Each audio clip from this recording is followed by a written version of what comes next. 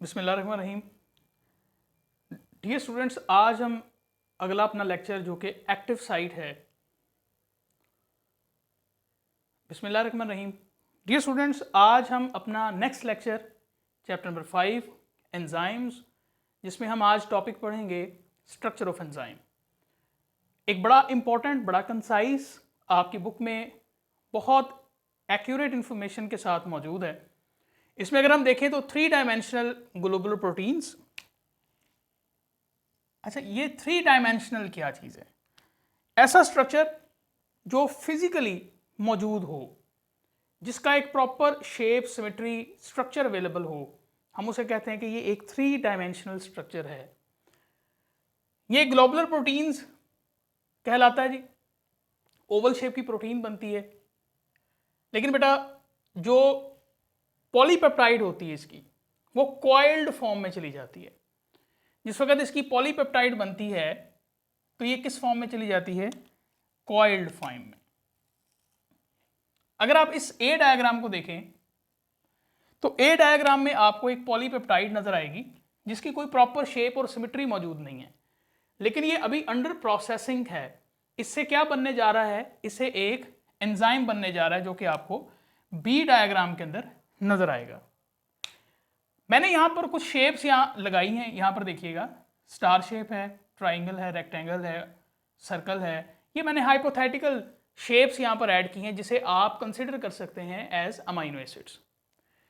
अगर आप इसकी फॉर्मेशन यहां पर होती हुई देखें, जिससे एक प्रॉपर सिमेट्री, एक प्रॉपर स्ट्रक्चर डेवलप हुआ है, तो ये जो पर्टिकुलर अमाइनो एसिड्स हैं, स्पेसिफिक अमाइनो एसिड्स हैं, ये इस क्लेफ्ट के अंदर चले गए हैं।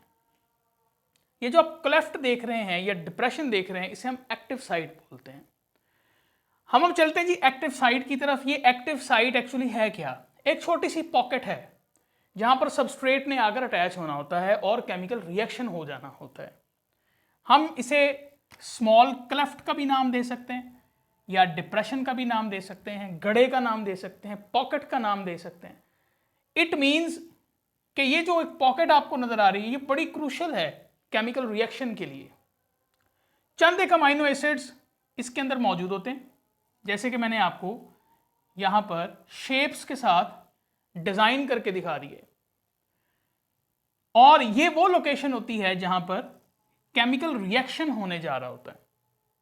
डियर स्टूडेंट्स, हम अगर एक्टिव साइट की शेप की तरफ जाएं, ये बहुत ही स्पेसिफिक है।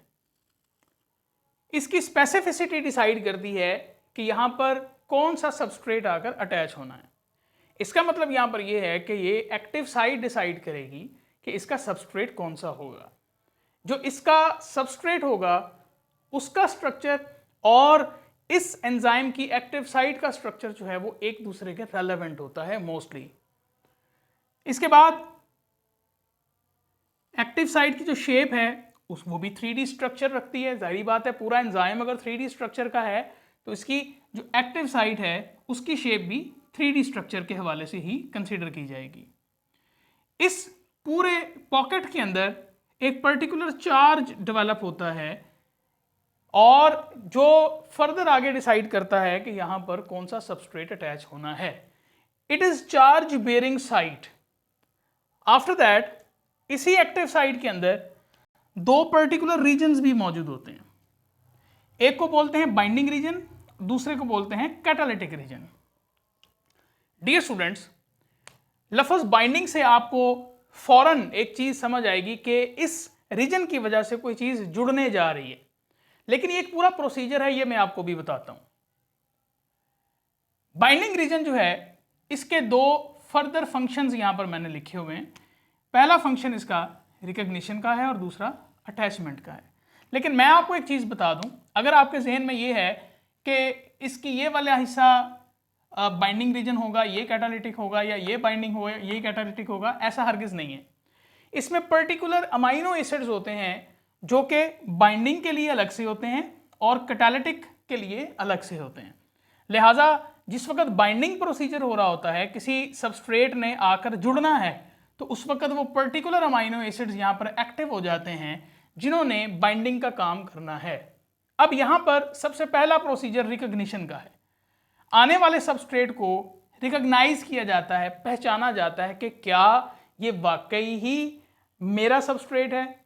जिस वक्त जान हो जाती है, जांच पड़ताल हो जाती है, देन हम ये कहते हैं कि रिकॉग्निशन का प्रोसेस कंप्लीट हो गया। After the completion of recognition process the further process of attachment is occurred. इसके बाद फिर अटैचमेंट जो है वो कंप्लीटली इसके अंदर एक पर्टिकुलर सबस्ट्रेट अटैच हो जाता है। अगर मैं यहां पर इसी डायग्राम को आपके साथ फर्दर शेयर करूं,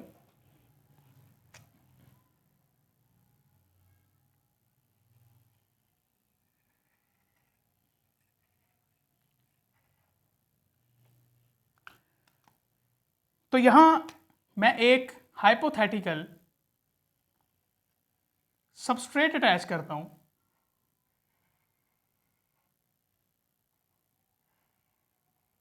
लुक एट दैट। बेटा ये सबस्ट्रेट जिस वक्त इसके अंदर अटैच हुआ है, तो इसका मतलब जो बाइंडिंग प्रोसीजर है उसकी वजह से ये प्रोसेस कंप्लीट हुआ।